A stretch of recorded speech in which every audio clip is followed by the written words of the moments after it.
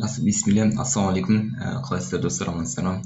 боту тест талдау қазақстан тарихтан жалғастыратын боламыз. Бүгін бір сұрақтың төңірегінде қарастырамыз. Кеттік, тестіміз баса берейік. Жалпы то есть 9 және 10 ғасырларда жетісудың солтүстік шығысында қанша қала болды? Бізде жауаптар 22, 15, 20, 12, 5 қала болды деген жауаптар бар. Және осылардың ішінде қайсы дұрыс жауап болмақ? Жалпы мынау сол уақыттағы оңтүстік Қазақстанның картасы, яғни көріп тұрғандарыңыздай, жалпы оңтүстік Қазақстан ол бізде Қазақстан оңтүстік бөлігінде орналасқан. Қызылорда, Шымкент, немесе Түркістан, Тараз секілді қалалардың бойы, жалпы осы аймақтардың бүкілі бізде оңтүстік Қазақстан аталады. Яғни осы жерде орналасқан қалалардың бәрі оңтүстік Қазақстанда қалалар. Жалпы енді бізде ең алғашқы отырықшыланған қатты отырықшылық өркениет, қала өркениеті жақсырақ дамыды, ол бізде оңтүстік Қазақстанда. Ол жердегі ең ірі қалалар манағы Түркістанды алып қарасақ болады, жетісу аймақтарын алып қарасақ болады. Яғни картаны көріп тұрсыздар, Қызылорда аймақтарын, бірақ бұл жерде көбіне қалалар қай жерде жақсы шоғырланған, мына Шымкент немесе Сырдария өзенінің бойында қалалар өте жақсы, яғни өзеннің бойында өте жақсы қоныстанған. Одан кейін жалпы картада қарап біршама дүние айтуға болады. Созақтың бойын қараңыздар, яғни сол уақыттағы қалалардың атауларының өздері Ақтөбе деп тұр мына жерде, көріп тұрсыңдар. Одан кейін жалпы солтүстік шығыс жетісудағы қалалар мен қала жұрттарының картасы. Бұл бізде 9-13 ғасырлардың басындағы аралықта қоныстанған қалалар.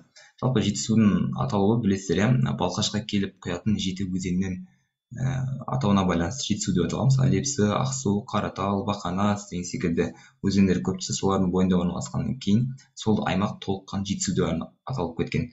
Көріп тұрсыздар, бізде Іле өзені мысалы, міне көріп тұрғандарыңыздай, біздерде қалалар өте көп, бірақ біздерге сұрап жатыр 9 және 10 ғасырларда сұрақты қарайтын болсаңыздар, міне 9 және 10 ғасырларда солтүстік жетісудың солтүстік шығысында қалалар.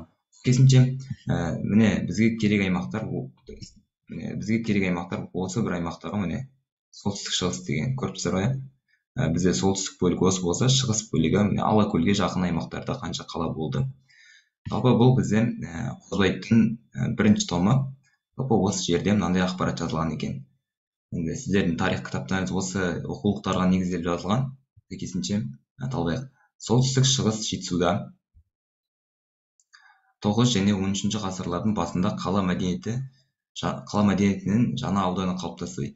Егер 9 және 10 ғасырларда, біздің сұрақтың жауабы, солтүстік шығыс жетісудың бүкіл аумағында 10 қала ғана болса, 11 және 10 ғасырлардың басында олардың саны 70-ге дейін көбейген.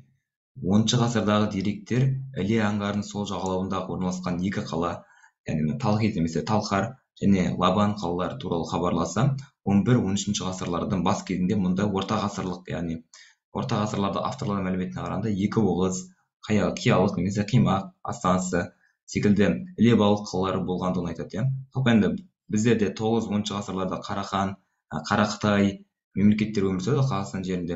Яғни осы жетісу аймағында негізгі Қарақытайлар көп өмір сүрді, білетін болсаңыздар. Демек, мына жерде жазылып тұр, 10 қала ғана болды дейді. Енді бірақ бізде жауапта 10 қала дейтін жауап жоқ, және осыған жақындатып біздер дұрыс жауап ретінде 12 қаланы белгілейміз. Бірақ кітапта нақты келген мәлімет ол бізде 10 қала деп көрсетіліп тұр. Керісінше бізде 9 және 10 ғасырда жетісудың солтүстік шығысында 12 қала болды деп көрсетеміз. Жақсы, Алла қаласа тағы да екінші сұрақты нақтылайтын боламыз. Осы Қозыбаев кітаптарын жазып алыңыздар, өте керемет 5 томдық кітап. Қазіргі заманға шейін жазылған, енді өте көп мәлімет бар. ОБТ содан құрастырып жатыр, негізін айтқан кезде. Арнаға жазылыңыздар, лайк басыңыздар, достарыңызға жіберіп қойыңыздар. Келесі сабақта кездескенше.